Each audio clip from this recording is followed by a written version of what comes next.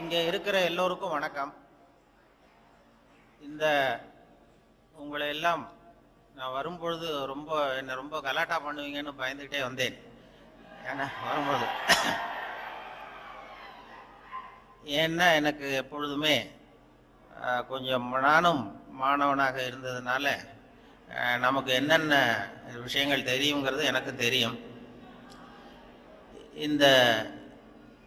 இந்த வளாகத்துக்கு அண்ணாமலை யூனிவர்சிட்டிக்கு நான் ஒரு 45 வருஷத்துக்கு முன்னாடி வந்திருக்கிறேன் முதல் தடவையாக. அப்போ உங்களை மாதிரி இருக்கும் பொழுது வந்தேன். ஒரு விண்ணப்ப படிவம் வாங்கிறதுக்காக வந்தேன். அதாவது அப்ளிகேஷன் ஃபாரம், அந்த விவசாய படிப்புக்காக வாங்கிட்டு போனேன். அதுக்கு பிறகு கோயம்புத்தூர் விவசாய கல்லூரியிலேயும் போய் வாங்கிட்டு வந்து 2 இடத்துக்கும் விண்ணப்பம் போட்டேன். அங்கேருந்து முதல்ல விண்ணப்பம் வந்தது, அதனால் அங்கே போய் சேர்ந்தேன். இல்லைன்னா இன்றைக்கி நானும் இங்கே ஒரு பழைய மாணவனாக இருக்க வேண்டிய ஆள் முன்னாடி அந்த விண்ணப்பம் இங்கே சேர்ந்துருக்கலாம்.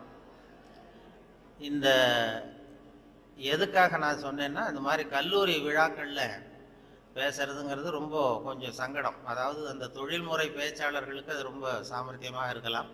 நான் ஒரு தொழில்முறை பேச்சாளர் கிடையாது. ஏதோ வானொலி தொலைக்காட்சி பேசுறதுனால மறுபடியும் இங்கே கூப்பிட்டு பேச சொன்னாங்க. இது மாதிரி ஏன் பேச தயக்கம்னா, இந்த வயசில் ஒருத்தர் பேசுறத ரொம்ப நேரம் கேட்டுக்கிட்டு இருக்கிறது ரொம்ப கஷ்டம். அது உங்களுக்கு நல்லா தெரியும். அது எவ்வளவு நேரம் நீங்கள் தாக்கு பிடிப்பீங்கிறது எனக்கும் நல்லா தெரியும்.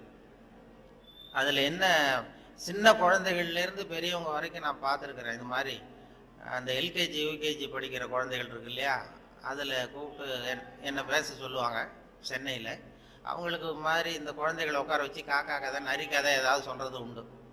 அப்படி சொல்லும் பொழுது அவங்க எப்போ பொறுமை இழக்கிறாங்கங்கிறதுக்கு ஒரு அடையாளம் என்னென்னா, அந்த முதல் வரிசையில் உட்காந்துருக்கிற குழந்தை லேசாக தரையை கீறுவான், லேசாக அப்படி இல்லைன்னா பக்கத்தில் இருக்கிறவனை ஒரு பென்சிலால் குத்துவான். இது அவன் பொறுமை இழக்கிறான்னு அர்த்தம். அதுபோல் ஒவ்வொரு இடத்துல, இப்போ பள்ளிக்கூடத்தில் ஹைஸ்கூலுன்னா கொட்டாய் விடுவார்கள். இப்போ காலேஜுன்னா இது மாதிரி பண்ணுவீங்க, ஏதாவது விசில் அடிக்கிறது இப்படி. அதனால் எப்போ முடிக்கணும் எப்போ தொடங்கணுங்கிறது அது ஒரு பெரிய முக்கியமான கட்டம். இதில் எனக்கு ரொம்ப பிடிச்சது இந்த முதியோர் இல்லங்களில் பேசுறது தான் ரொம்ப பிடிக்கும். அந்த சென்னையில் பென்ஷனர் அசோசியேஷன் இருக்குது. அதாவது முதியவர்கள் எல்லாம் 80 வயசு 85 வயசை தாண்டினவங்க, ஒரு காலத்தில் பெரிய பதவியிலேருந்து ஓய்வு பெற்றவர்கள். அவங்க கூப்பிட்டு என்னை பேச சொல்லுவாங்க. அதுக்கு மட்டும் யாரும் எந்த சத்தமும் போட மாட்டாங்க. நானும் எவ்வளவு நேரம் வேணாலும் பேசிக்கிட்டு இருப்பேன். அவ்வளவு பேர் முகமும் என்னையே கவனிச்சுக்கிட்டு இருக்கும். என்ன காரணம்னா, காது கேட்காது அவங்க. அதனால் அப்படி இருந்தால் அமைதியாக இருக்கலாம், இல்லைன்னா இப்படி. அதனால் இது ஒரு சத்தம்ங்கிறது இப்போ நம்ம நல்ல ஆக்டிவாக இருக்கிறோங்கிறதுக்கு ஒரு அடையாளம். நான் அதனால் இதில் என்ன பேசுறது எப்படி பேசுறதுங்கிறத பற்றி வரும்பொழுது சொன்னார்கள். நீங்கள் இது மாதிரி பேச்சாளர்கள் சில பேர் கேட்டுக்கிறது உண்டு. நான் எவ்வளோ நேரம் பேசணும்னு நினைக்கிறீங்க அப்படின்னு அந்த ஆர்கனைசர் அவங்க சொல்லுவாங்க, நீங்கள் எவ்வளோ நேரம் வேணாலும் பேசுங்க சார், நாங்கள் 10 நிமிஷத்துக்கு மேலே உட்காந்துருக்க மாட்டோம் அப்படின்னு சொல்லுகிறவர்கள் உண்டு.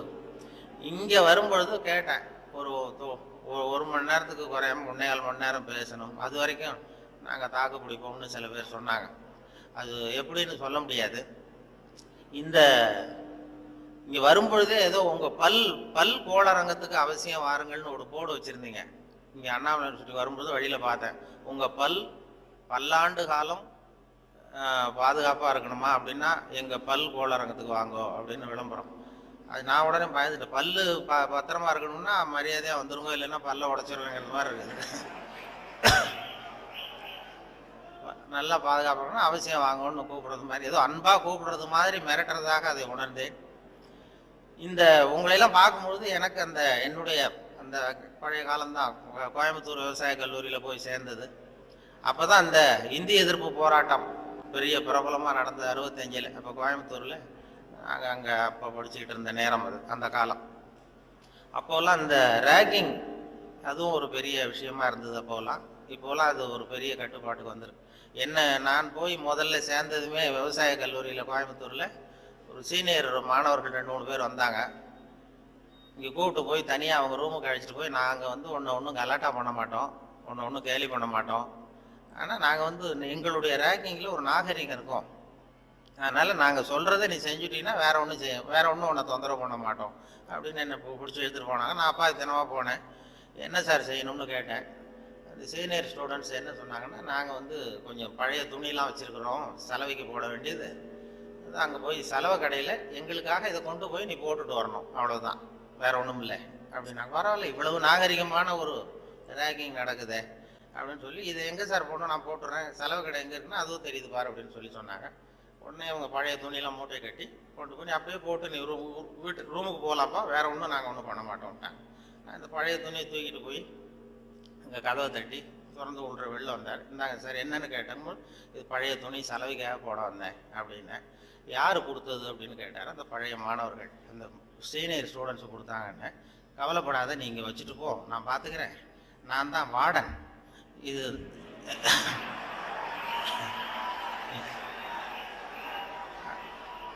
அவங்க வந்து ஏதோ ஒன்று இப்படி சொல்லியிருக்கிறாங்க, நான் உன் பேரில் கோவப்படலைப்பா, நீ வச்சுட்டு போ, நான் பார்த்துக்கிறேன்னார்.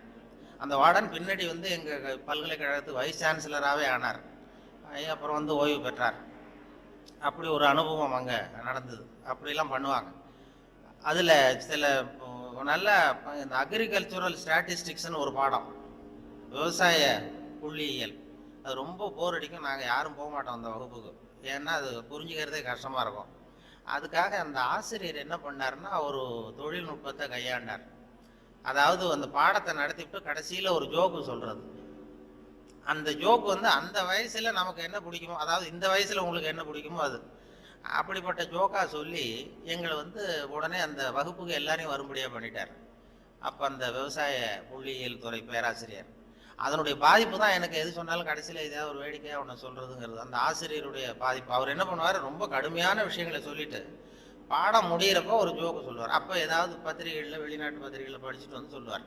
அவர் அப்போ 40 வருஷத்துக்கு முன்னாடி சொன்னது இப்போ இன்னமும் ஞாபகம் இருக்குது எனக்கு. அது என்ன, அவர் சொன்ன அந்த ஜோக்குகளில் ஒன்று என்னென்னா, ஒரு பெரிய குண்டான ஆள், ரொம்ப எடை அதிகம், அவன் வந்து இந்த எடையை குறைக்கிறது எப்படின்னு முயற்சி பண்ணான். முதல்ல எவ்வளவு எடை இருக்கும் அப்படின்னு சொல்லி ஒரு எடை போடுற மிஷினில் ஏறி நின்று காசை போட்டானா. டிக்கெட் வந்து விழுந்தது. அதில் எழுதியிருக்கோம், என்ன எழுதியிருக்கு அப்படின்னு பார்த்தா, ஒரு சமயத்தில் ஒருவர் மட்டுமே ஏறி நிற்கவும் அப்படின்னு தான். இவன் புரிஞ்சுக்கிட்டான் என்ன ஆச்சுன்னா, சரி நமக்கு நிலைமை சரியில்லை, இது எப்படியும் எடையை குறைக்கணும், இதுக்கு என்ன பண்ணுறதுன்னா, அந்த நேரம் அமெரிக்கா போக வேண்டிய வாய்ப்பு கிடைச்சிது. அமெரிக்கா போய் எங்கே சுற்றி பார்த்துக்கிட்டு இருக்கும்போது ஒரு இடத்துல போர்டு போட்டிருந்தது தான், உங்கள் எடை குறைய வேண்டுமா, இங்கே வாருங்கள் அப்படின்னு விளம்பரம். உடனே இவன் ஆவலாக அங்கே போனான். அங்கே ஒரு இடத்துல அந்த மேனேஜர் மாதிரி ஒரு ரிசப்ஷனில் ஒரு பொண்ணு உட்காந்துருந்தது.